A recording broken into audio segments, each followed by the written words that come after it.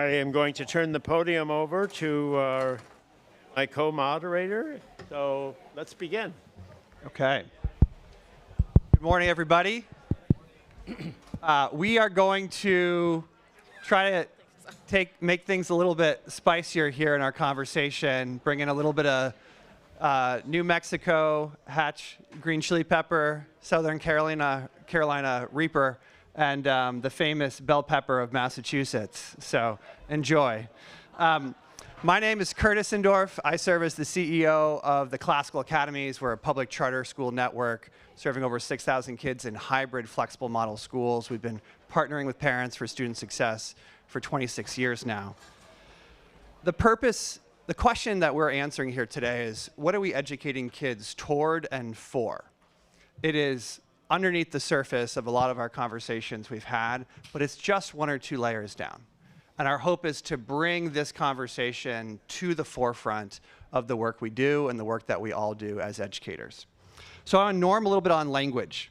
When we say mission, values, or beliefs, or a compelling purpose, or a nobler mission, or an insurgent starting point, what we're talking about is purpose. What is the purpose of educating? What are you educating students for, and what are you educating students toward? So when we say purpose through this, we mean all of these different things. What are your values? Why did you start it in the first place? And we want to bring and shine a light on that conversation. What we are seeing in education today, and what this conference is highlighting in so many ways, I believe are symptoms. This is the bubbling on the surface, not the true tectonic plates underneath. And what I believe is that what is truly happening is that parents are looking for a different purpose of education. Here is my narrative, my story of what has been happening. We have some timeless drivers that are all coming out. The first one, let's go back to Plato's Republic. What is the good life? This is a genuine question. What are we living for? What is the good life? There's been a point of view on this for millennial, but now I think the question is coming up of, for adults, for parents, for kids, what am I living for? Second to that is, what am I going to school for? If school is about preparing me for life, we have to have a perspective on what life is about, what life is for. And so, age-old question. What is the good life?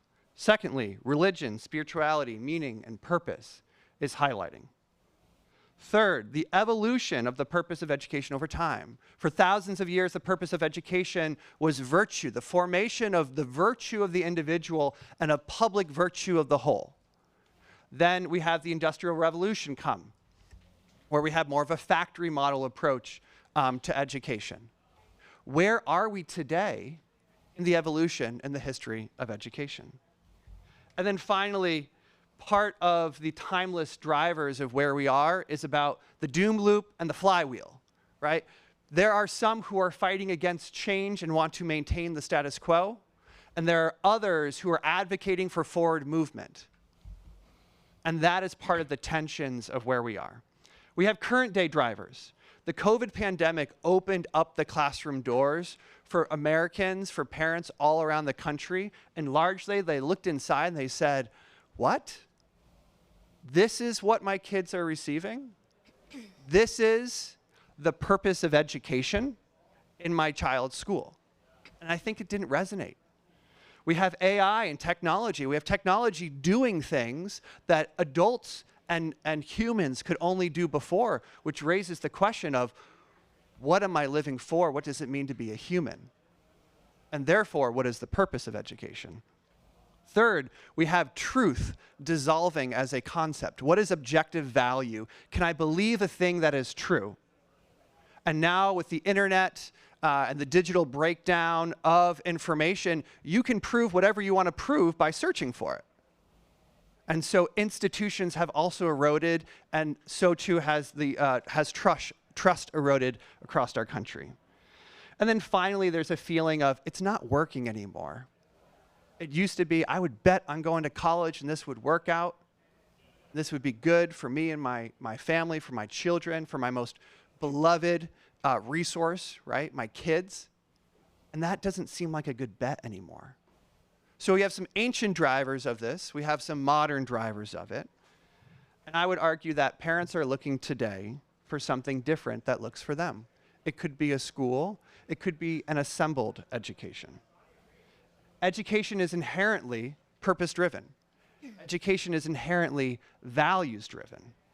And while buried deep in the self-conscious and seldom seen, I would assert that parents are looking for a different purpose of education and perhaps an answer to the question of, what am I here for? So, with that said, let me introduce my amazing panelists who are going to be having this conversation with us today. First, here on the left is Garrett Smiley.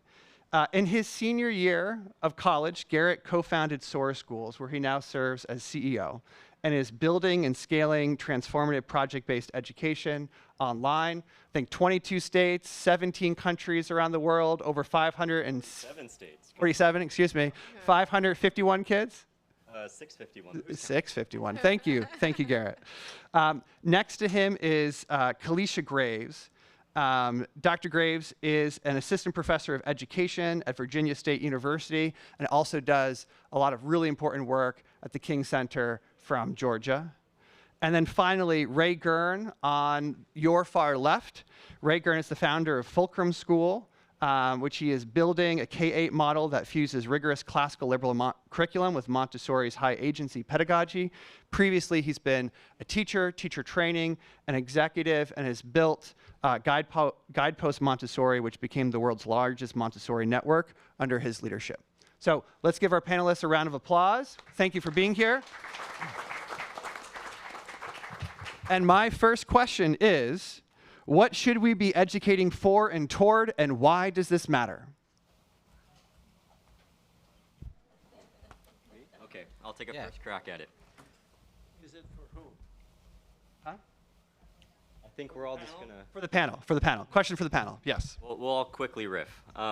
You were giving me flashbacks with the whole.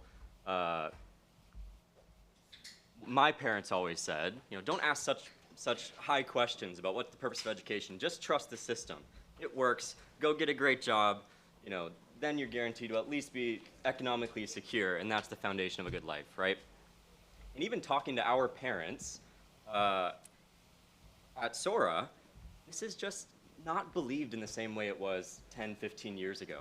So I really think that these questions always existed, like you said, all the way back Aristotle and beyond, but now parents have to center it because they don't have that fallback mechanism of it just works, right?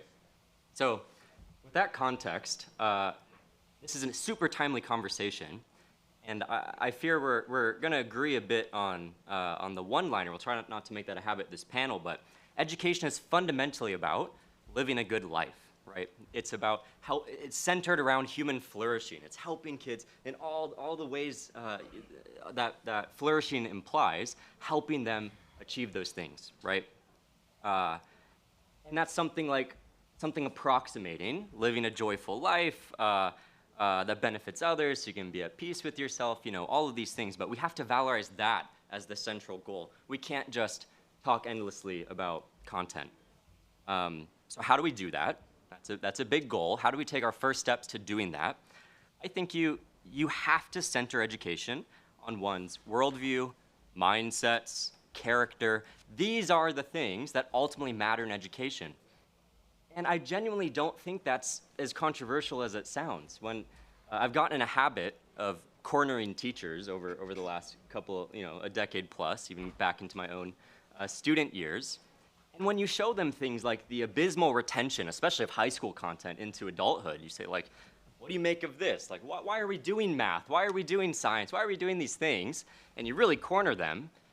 Their retort is usually something like, well, I'm teaching them to be a critical thinker, right? At the end of the day, even if they don't remember this, they're going to be a critical thinker, right? So I don't think this is that controversial. All that I am asking us to do is, yes, content has a role to play. It is the substrate of thought. It's deeply important. But how do we center these things, the mindsets, the character, the worldview, and really be honest about what our goals are and work with parents to tell them, here's how I'm trying to shape your child, right? And we'll talk about the school choice movement and such, but that is the most important thing that we can all do to define the environment we're operating in and allow parents to have informed consent. So a lot more to say about this, but I'll save the tactical considerations for the next question. Absolutely. Can I be heard? Very good. Kurtis, your question is quite apropos. I teach a course called Historical and Philosophical Foundations of Education at Virginia State University. And every semester I open up my course with this one question: what do you believe is the purpose of education? And just to give you a sense of the demographics of my course, these are primarily teachers, K-12 teachers, folks who are going to become superintendents. And inevitably, we always get the same responses, and we put them on a word cloud so we can kind of see what is the state of our collective consciousness. And they inevitably say the same things: reading, math, science, arithmetic, all that stuff, right? And so I said, what if I offer to you the premise that content is not synonymous with purpose of education, right? Content is not purpose. Why is that important? Because if you make content purpose, then teachers just merely become conduits of information rather than designers of experiences. And so the first premise, what is the purpose of education, is so important. And I offer my students this. I said, what if I were to share with you the idea that education is about creating better humans, unlocking human potential, and thereby enlarging the circumference of human possibility? Imagine how much more fruitful and how much more innovative you can be as an educator if you start from that premise rather than I'm here to teach math and science, right? So you become a designer and a progenitor of experiences that can fundamentally transform people's lives and create better humans. And then in terms of what are we educating toward, I fundamentally believe that we should be educating toward what Martin Luther King Jr. and Coretta Scott King, certainly borrowing from Josiah Royce, what they called the beloved community. And the beloved community is an environment that is not without conflict. The outcome of the beloved community is actually the transformation of the relationship when you are in conflict, right? The beloved community is a place where the first premise is, what do I owe my neighbor, right? So that the dignity of the human being is paramount. And so if you ask me what I think the purpose of education is, it's to create better humans, thereby enlarging the circumference of human possibility, but then also educating human beings toward the creation of the beloved community. Nice. Thank you. So, very quickly, I'll answer the question in terms of what I regard, as a parent and as an educator, as the purpose of education or the purpose of school, for the schools that I operate and that my children attend. And they're essentially, I see the purpose of education as a friend put it, like onboarding a child into civilization, and that includes certainly content. And I will, partially disagree in that. I think that content is much more central and important to education and getting content right to the educational project, and that there's a false alternative between content on the one hand and agency on the other. But it also includes a whole bunch of other things. And for us, we want to provide children with the knowledge, the skills, the inspiration, the experiences that they need to make the most of their most of their own lives. And so it's a very kind of enlightenment informed project of live your best life, and a lot goes into what we think accomplishes that. We have a certain conception of how to develop agency, right? Grounded in kind of Montessori philosophy. We regard Montessori as a synthesis of agency and content. Most people don't realize how scripted every single Montessori lesson is. And we think that something similar needs to happen in K-12. And so we're building all that out, and we have a unique conception. But if I step back from, and I'd love to talk more about what we're doing, but if I step back from that and just ask this general question, answer at a general level in terms of the purpose of education, I think you can't answer that question without asking, like, to whom and for what, right? And education is, I think, as Kurtis was alluding to, inherently and kind of inextricably and inexorably about values, about philosophy, about kind of your view of what does it mean to live a kind of healthy, prosperous, good adult life? What is the nature of the human being? What is the nature of the human development?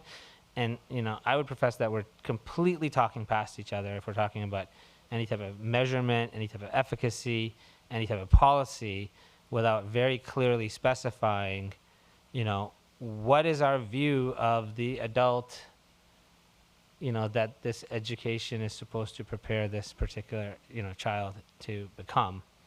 And I think that in that way, you can't really answer the question, what is the purpose of education anymore? You could say, what's the purpose of life? What's the purpose of marriage? And then, at a systems level, I don't think you can get underneath the fact that it is up to the individual parent and the individual educator. And, I think we'll get more into that.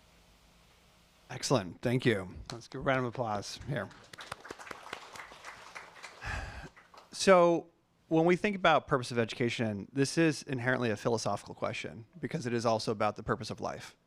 And there's lots of spectrums of this. On one hand, you could have C.S. Lewis. Purpose of education is to train the affections, to teach kids to love what is lovable and despise what is despicable. On the other hand, you could have get a job, very utilitarian perspective philosophy, right? The purpose of education is to get a job and to gain meaningful employment.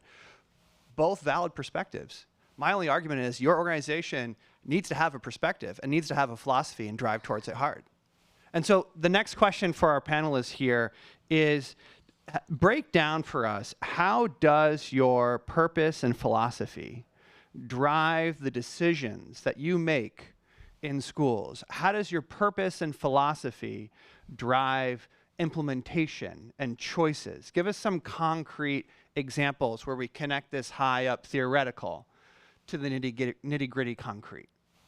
Garrett, would you mind kicking us off? Sure. At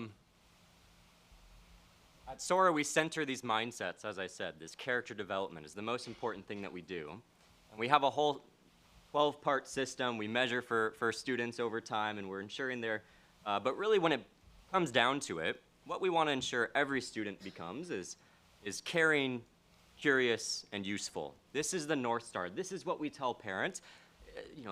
Partnering with you to raise this child is a deeply intimate thing, so I want you to be informed and consent to what we're going to do here. That's always the central part of every admissions conversation that we have. To quickly break those down, we believe caring because you need a worldview where you can articulate what and who are important to you. They need to be curious because if they truly love the world around them, you should and those in it and the community they're in, they should care about making life better for us, right? And useful. To be blunt, I think most students in traditional schools, the only muscles that they really have for creating things is creating essays.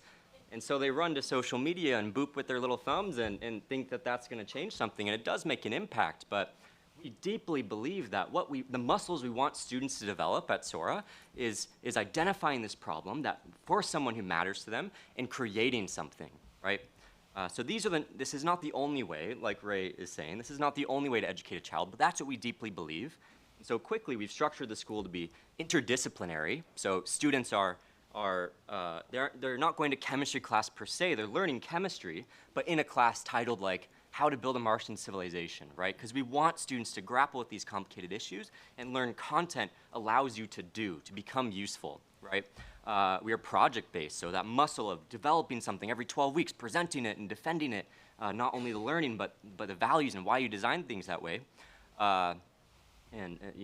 Mastery-based is mastery-based, but an agency-centric model where we want students identifying all the different options, not only different classes you can take and what you can care about, but how are you going to breathe your experience and what you care about in your worldview into these classes you're taking. So we've designed our whole school bottoms up with these ideals in mind. Thank you. I'll do my best to be tactical, but I am a recovering history and philosophy person, so I still might be way up there in theoretical. Nevertheless, what I'd like to offer is what if we think about the beloved community as a design concept for education, right? Not just here domestically, but around the world, because what it does is that it gives us a common parlance for the kind of outcomes we want to see. What do I mean? The beloved community as a design concept fundamentally changes the teleology of education. Not theology, right? Theology is religion. Teleology is a fancy philosophical concept that means something very simple, the end purpose of a thing. So in education, a lot of times the test becomes the telos, right? The test becomes the end purpose. But what, again, through a beloved community conceptualization of education, what if we were to measure becoming, right? So what are the metrics of becoming? So rather than how well someone scored on a reading test, what if we were to measure who does that child or person or adult for that matter, who do they become after they've engaged with this, right? So I don't have all the answers, but what are the metrics of becoming? So from a design standpoint, beloved community changes the telos of education, but also, for me, it moves education from being a place-based experience to an ecosystem experience. Central to the concept of the beloved community is this concept of the world house, right? That we share a finite amount of space. Thus, how do we make the world a classroom? I was famous on campus for taking my students out of the class. We would have class in the hallway, just randomly in the hallway. We would have class outside on the grass. You know, we would walk and talk.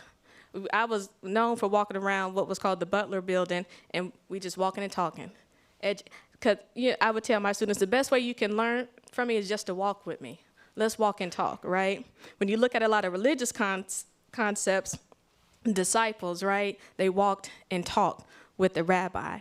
So anyway, it fundamentally changes, one, design, the telos of education, but also changes the concept of education from a place-based experience to an ecosystem experience. And then imagine, I imagine what if the core outcome in education was actually the creation of the beloved community, right? Like, what does that look like? And I think that that is a premise that certainly we may not have all the answers to now, but in my, philosophical professorial way, I think it's something we should certainly consider. Thank you. I would really emphasize that every feature, every decision, every element, every aspect of a school or school program is, whether you know it or not, kind of premised on and kind of manifesting a certain view of the nature of the human child, the nature of the human being, and the nature of life, of civil society. Like a whole philosophy and whole worldview is baked in. Whether you have recess before lunch or whether you have recess after lunch implies a view of, how children learn, how the mind works. Whether you present the Mideast and the Islamic Golden Age as part of the Western tradition, or whether you pair it with the Eastern civilizations of India and China, that content shapes the way that a child engages with the world. I can't underscore the point enough that there is, whether you segregate children by age, that primitive barbaric practice that we still do of separating our 7-year-olds from our 8-year-olds implies a certain view of human nature. And so, again, this is the point that, I think we can't escape, that every decision, how we help a dyslexic child, like there's been conversations, it totally depends, right, on your view of what that child, needs to learn. Does a child need to learn how to fit in and how to suppress their differences? Whether you want compliance and obedience, whether you want your child to be a good citizen, or the students at your school to be good Christians or good Muslims or good Jews, or self-fulfilled, determines everything, determines every single thing you do. Whether you believe that, you should cover a child's work with red ink because they need to learn now, or not, whether you should allow friendship triangles and jealousies because they need to learn it, these things writ small in a school environment rather than, later on when the stakes are much higher, depends on your view of what is the nature of the human child, what is the nature of the human being. So this is kind of inescapable. And so I would say that in any conversation about educational policy, about what we're trying to measure, we should, one, state the purpose, that is being optimized for, who is doing the optimizing, and 3, for whom is the optimization occurring? And otherwise, we're just, talking past each other. So let me pose a question here. Can you have a true educational experience that's not rooted in a particular faith? Because I hear a distinction between theology and education, but is there really any distinction? I mean, don't you have to embed, isn't our religious faith the purpose, guides our purposes? And how do you, so if you say no, then, okay, then how do you define a secular purpose? What is your secular purpose?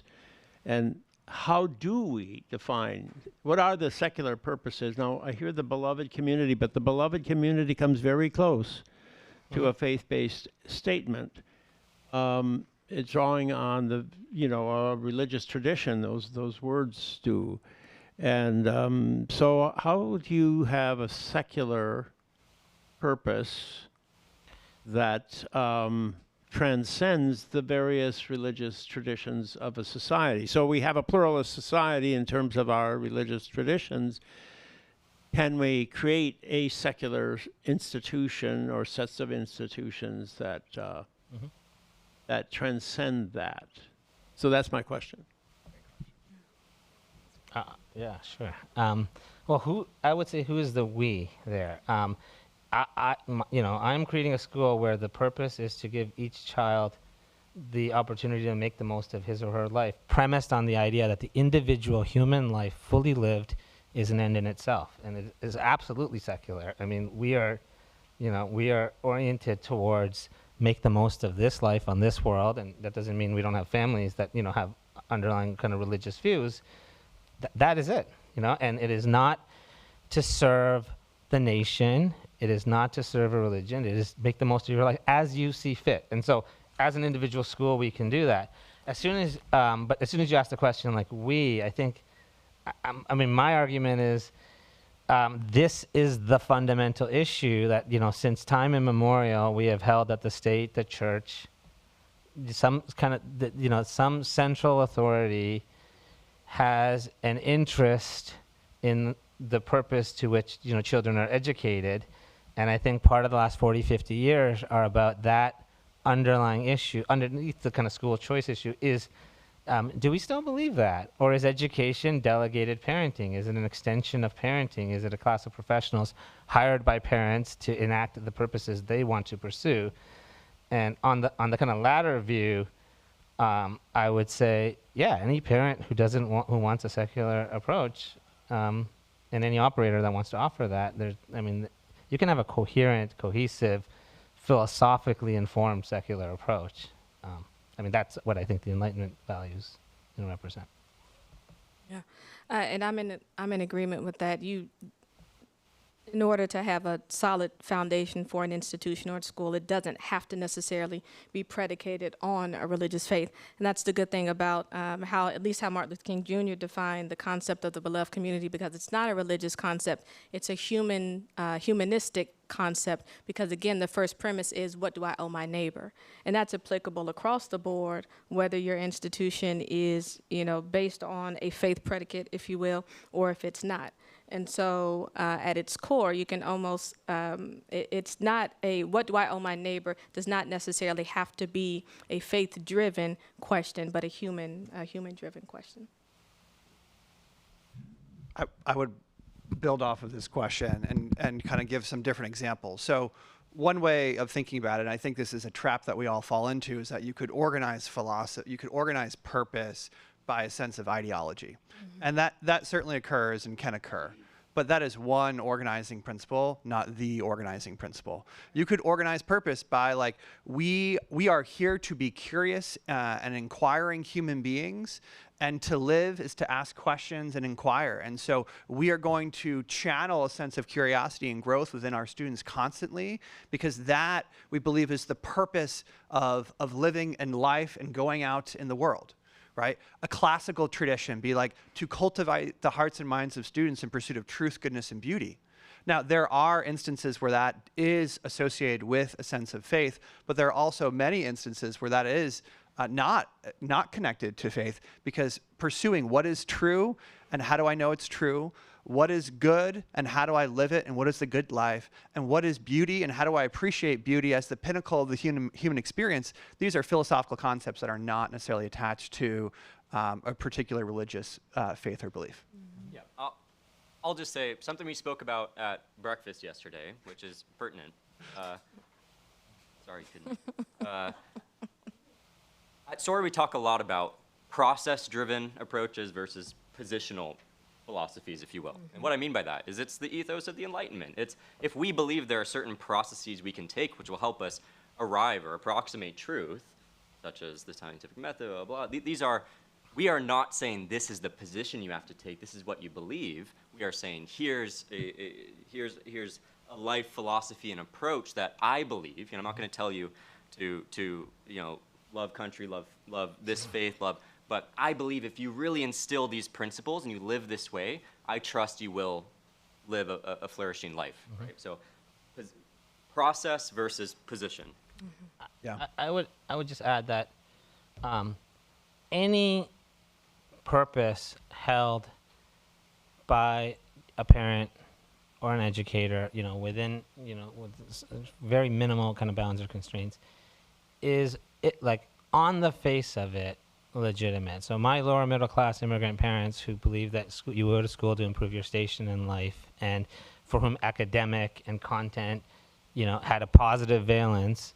I mean, that is completely legitimate for a parent to want that. And like the impulse to play philosopher king and say that is not, you should be focused on, X rather than Y, or that you should, or the impact, the kind of incentive junkies, right? That are like, let's set things up this way so that people don't, you choose something else. Like, I mean, part of what it means to respect the fact that individual parents and individual operators are animated by a purpose is to resist the impulse to shape them and to make them choose something different. You advocate, you reason with them, you can try to convince them, but you don't try to, through policy, shape them. You, including if they don't care about process, including if all they want is the outcome, get the A, I don't care how you get it.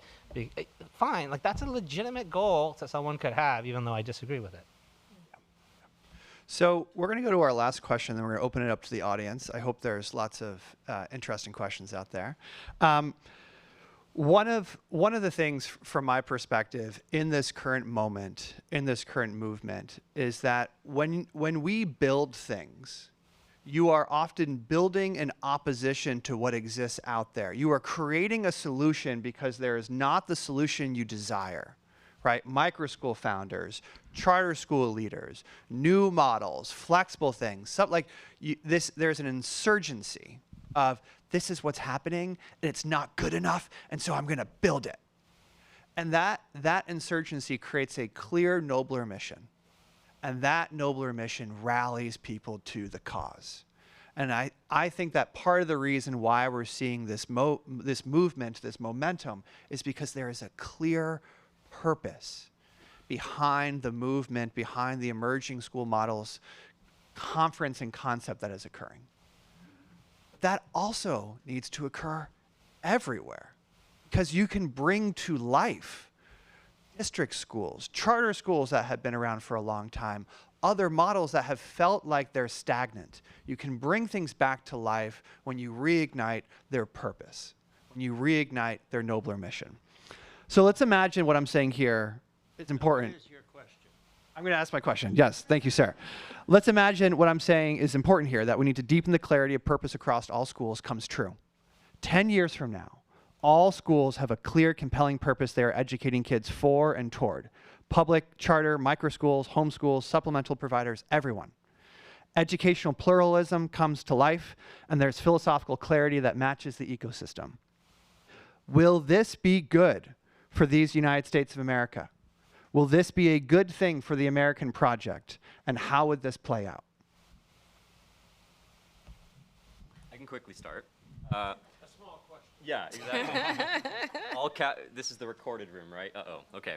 I'll caveat my answer by saying I went to a brainwashing academy briefly where they told me, you know, this political figure is the Antichrist, and we spent AP Economics watching documentaries about how Rothschild owned the banking, stuff like that, right?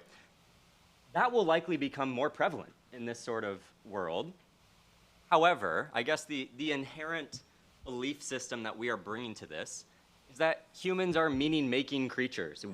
If we don't have something that deeply resonates with us, if we don't see why education is important, meaningful, connected to our goals, we will not put forth the effort, right? Education is no longer a content problem. We have high-quality information is ubiquitous. We have the internet. We have all these things. What we're lacking is motivation, right? And how do you create motivation? You align it with values. You articulate these things to students. And I believe at a very young age, I only think about adolescence at Sora, but at a very young age, this should be the primary approach. And otherwise, you're creating these bland institutions that are trying to be all things to all people and end up lighting nobody's fire. You know, I'd like to answer your question by posing a dystopian reality, if you will. I think we're at a key existential moment in education, and I pose this dystopian reality. What would the world be without teachers? The reason I say that, I was on LinkedIn the other day, because that's what I do in my free time. I scroll through LinkedIn, and there was this chart that came up that organized or tried to categorize what skills would be essential versus non-essential in the future. And at the top, it was, you know, technology, AI, all of the digital literacy skills. And at the bottom, can you believe that teaching and mentoring was considered a skill and a profession that would be non-essential going forward into the future? That's a dystopian reality. Why? Because for all of human history, education has happened in human community. It has always been a human-based endeavor. And we are heading toward a dystopian reality if we decenter the human in the educational process. Because the beloved community can only be created with human beings, right? It can only be created with human beings, not with computers and machines. Education isn't about computers and machines. It's not about, now if you're a programmer, you can input a line of code to a computer and it'll spit out, you know, whatever you need it to do. Human beings are not the same way. You don't input a line of code. You cultivate that human being, right? You help to create them into the kind of human being that would manifest values that would benefit the community. So as we think about 10 years on, my hope is that human beings would remain centered in the educational experience so that we can remain true to who we have been for these many millennia. I would answer the question by saying it depends on whether the kind of purpose that these different schools are manifesting and reflecting is truly chosen, or is, you know, imposed in some way. And so if they have a purpose but it's imposed, I don't think it's a good thing. I very much agree with what Kelisha is saying, but if we are having, you know, human teachers rather than AI-driven teachers because there's a regulation or law that requires that, I do not think that's a good thing. Like, let the chips fall as they may. If somebody wants their child to learn, you know, through an AI stuffy, like, let them try. Let them try. It's their child and their judgment. And so for me, pluralism is a means, not an end. If it ends up that everybody wants the same thing, fine. If everyone wants the same thing, if people want different things, fine. I think the big question is, do you agree with Randy Weingarten and Chris Rufo, you know, the left and the right? Do you agree with everyone who says that there is a national project and this, you know, that kind of there's a proper role to mandate a certain purpose? Or do you, but with most of the school choice movement, unfortunately, that believes this, or do you or are you kind of, or do you think no, that the Copernican revolution that's happening here, the real shift, is this recognition that that the custodial interest is all that matters? Can we comment on just how deeply ironic that political contour is, briefly? Sure. We have a certain political party that's pushing forward ideas like school choice while also valorizing this ideal that we need a national identity and, you know, a common lexicon. And those things don't feel strange bedfellows, you know? So I would really encourage us all to put away our political alliances when we think about this, because the Copernican revolution of these different school models also implies that we're going to allow people to, if it lights their fire and aligns their community and the beloved community, we're going to allow them to structure their school in ways that we may not agree with, or value systems we may not agree with, which feels, it's like the elephant in the room speaking about school choice in the context of what are we educating for. Well, that has long been, if I may make my own little comment here, that's long been an issue that the Supreme Court has discussed, whether or not the institution of education should be to instruct people in the democratic process.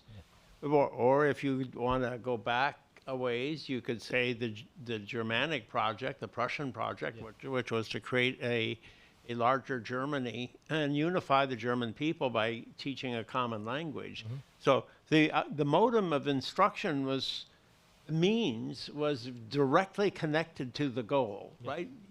And so much of our educational systems around the world has been the project of taking on patriotism. Mm-hmm. How can we make people into good Germans or good French or Italians or whatever it is? So now if we're going to say, in the US context, it was a democratic education. So the purpose of education, so although you wanted, there might be a variety of points of view, there would still be this larger common objective of the system as a whole. So now if you're going to say, okay, we're not going to have anything, then do we then end up into contending factions, each with their own agendas that are instilling differential purposes among various groups in the society?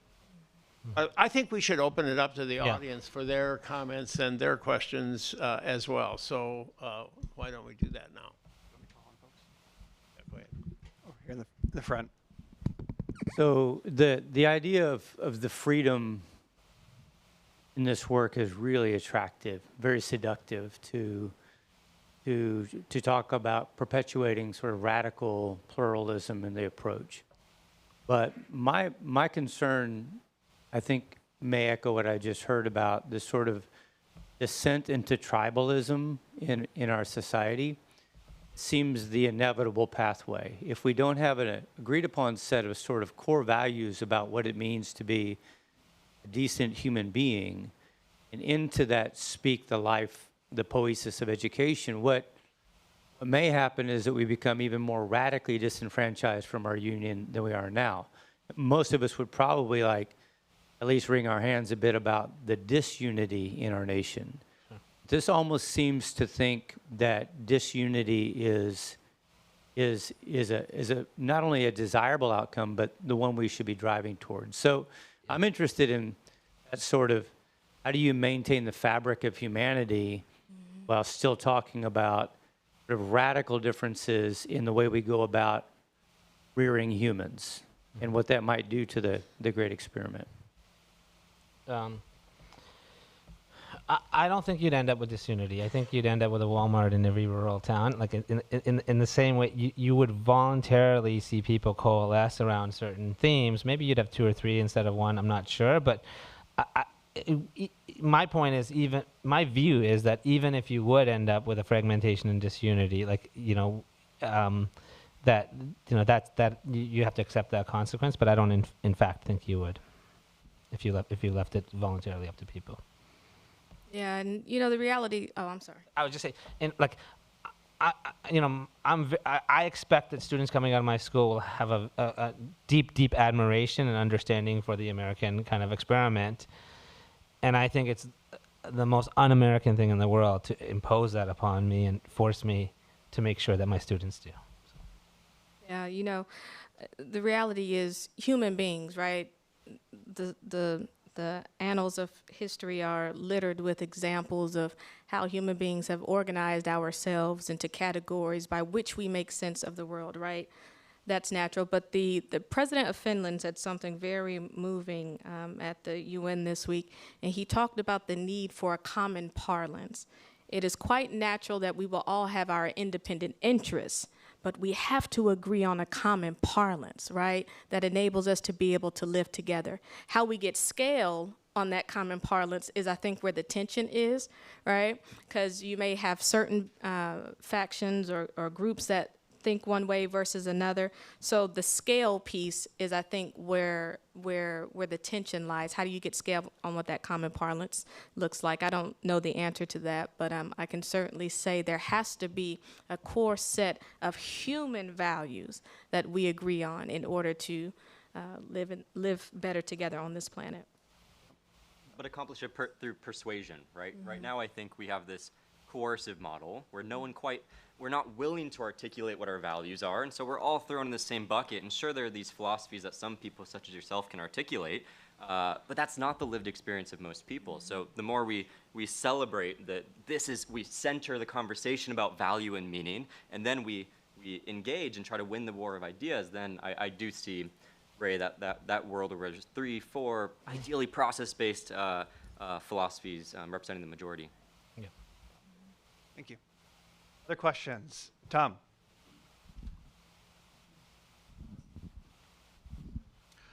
What do you think of the idea of unbundling education as potentially a way to resolve this tension? In other words, we're sitting here and debating lots of ideas about what the purpose of education could be or should be. I think sometimes premised on the assumption that there is a school that will be the end-to-end provider of all the things a child needs, and we have to debate about what goes into that school.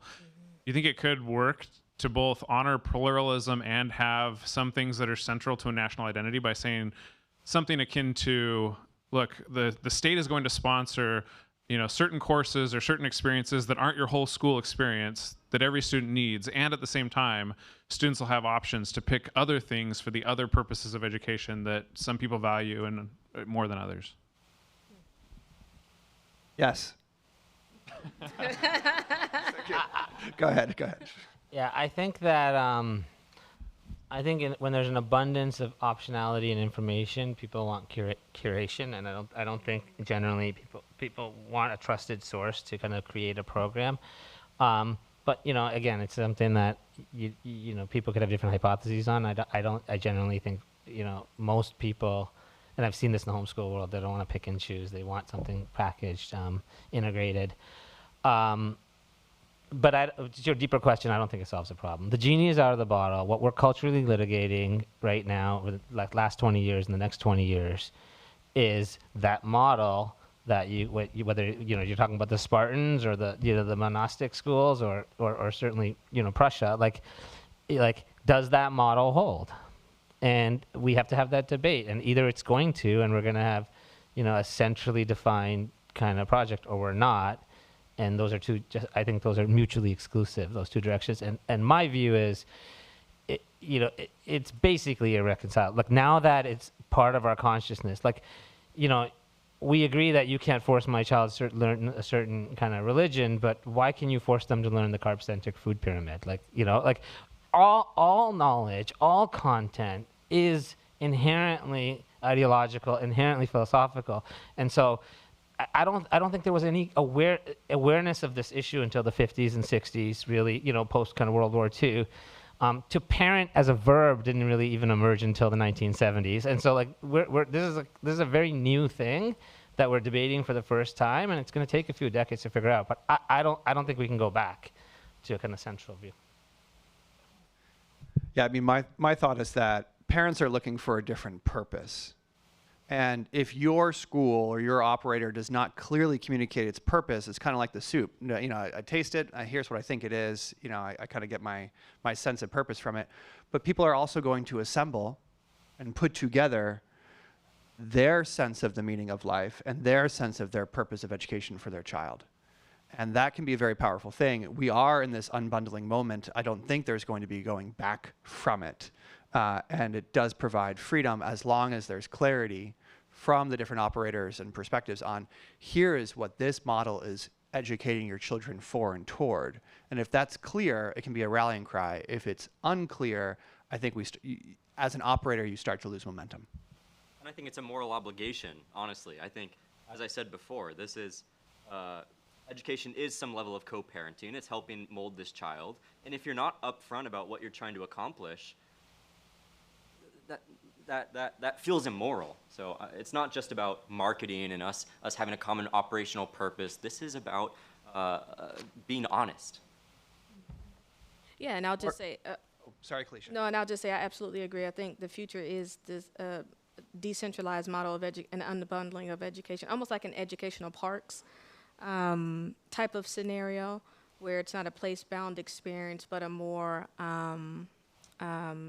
outbound experience where you can curate, to Ray's point earlier, curate your educational experience across a variety of different avenues and vectors. Let's take some more questions. So, right here.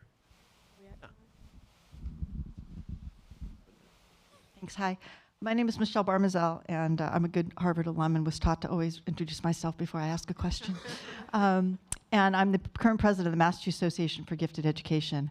And interestingly enough, the term I have not heard here today is excellence in the schools. And when we go to the public schools, all we hear about is we're educating for excellence. But what my experience is with all the parents that come to us in crisis because their needs of their children aren't being met is that there is no educating for excellence in the schools right now, at least in Massachusetts, in the public schools. And we are being told, these parents are being told over and over that their kids have hit the top limit and the schools are done.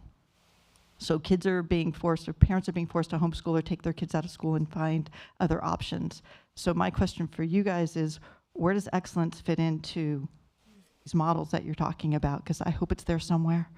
I can super quickly say, I think it comes from being really clear. What's the portrait of a graduate? How are we trying to mold this child? And then mastery base is a component of our school I skipped over. But the ethos of that is, once we have our model, the pinnacle of humanity we're striving for, why would we slow a child down in their progression toward this ideal, right?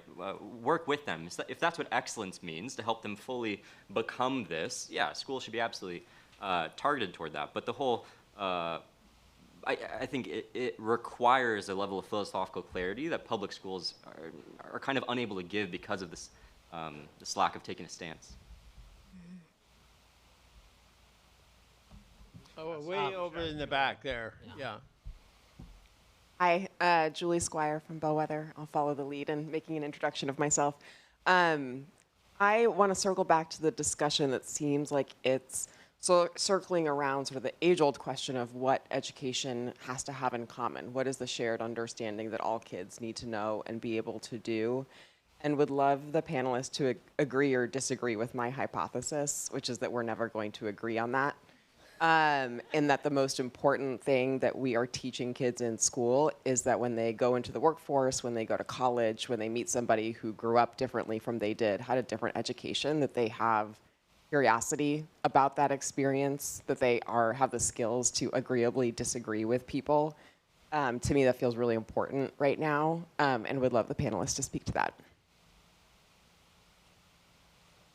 There's three possible approaches to that question. One is, I have unique special information. You know, I'm a philosopher king. I have a perspective. This is truth with a capital T. The other is, you know, we vote not just to elect the personnel of government, but we vote to elect the principals, including what we do. You know, and so whether we have excellence or not, like, let's just see what the people want, and everyone is subjected to that. And three is, these are individual decisions. In the same way that who you marry is an individual decision, and we can't really get underneath your choice there. And so, I would say that, you know, if you're on that kind of, if we're talking about the kind of collective we do our best to find something that, you know, we can all agree on, and it's something similar to what you said, that there's respect for institutions and inquiry, and you try to build consensus around that. But ultimately, it's going to be about, I think what the majority of people want, and it'll shift over time. Yeah, absolutely. And I agree with your hypothesis. I think it is important to help young people and people in general understand what it means to be inveterately curious about the world and the people in it. And if you can at least start there, that's half the battle, right? Rather than going in with preconceived notions or an inability. Those social emotional learning components are key because that's about how you live in community with other people. So I think if we have accomplished something, if the young people, the college students, the learners, what have you, who come out of our schools start there, right? How do you be inveterately curious about the world and the people in it? Then that's a good place to start, and we've accomplished something. So I'm just curious what you would say to the people who say that that type of curiosity is, problematic, and like Why that. would it be problematic how? In that there are certain questions you shouldn't ask, there's certain roads you shouldn't go down. Isn't that view that even that you should be curious, that you should question? Well, not question from the position of indictment, but questioning from the position that I'm genuinely trying to learn, right? So if you're questioning because you're trying to indict somebody, that's a different thing. But if you're curious from the position that I really want to get to learn and understand who this other human being is, I don't see anything wrong with that. I think somebody's eager to ask a question. And then we have one more here. So let's make, got 2 minutes left. Short question, 120 short seconds. answer. Kelisha, you just said that we have to teach kids to be curious. I disagree. Look at any preschooler. They're born curious. And then schools destroy that curiosity. Absolutely. So rather than destroying the curiosity, why don't we just encourage their curiosity to flourish? Absolutely, absolutely. And you talk a lot about, you have like an agentic model of education. Yeah. You want to say something about that? Because I think that's... Yeah, I mean, like I completely agree, with the point in terms of the importance of intellectual curiosity. I just, I'm sensitive to treating that as like the one true faith that everyone has to agree to. So I would advocate for it. I mean, my view is that, as you said, that there's a natural, healthy human way of being, and part of that is you can self-govern, you can self-regulate, you're intellectually curious, you have a certain knowledge, and that. Yes, Rousseau said that at length. If you want to read Emile, yes. Yeah. Yep. Yeah. Thank you for an informative discussion. I'm John Iris Lida. So I agree to what you have shared about the philosophy and about learning experience, those personalized learning experience and the content. Because of the industrial revolution today, we have the AI. And I think the school now should focus more as well with what you have mentioned, flourishing values of a human endeavor, like the social emotional learning, and as well as those emotional quotient of developing those emotional quotient, because every knowledge now is available, every information is available online. So I think the teacher, the school also should provide those meaningful learning experiences, enhancing those values. So if you are, from your perspective, what are the most important factors or ingredients of creating school models, focusing on values, integration, to become more human, to become more beloved community? That's what you are mentioning. Thank you for that. I'll super quickly say, transfer's hard. So whatever you want your students to become as humans, make sure they're doing precisely that a lot, right? So curious, useful, caring. How do I design a whole school where they're repping those values constantly? Yeah, and I would say exposure is important. Creativity can only happen when you have a lot of input, right? And so exposure is important because it's important for young people to have a sense of reference points beyond their immediate community, beyond their immediate cultures. So I would say exposure is an important characteristic in terms of how do you cultivate the values we want to see in young people. Well, what a wonderful session this was. Thank you very much, panelists.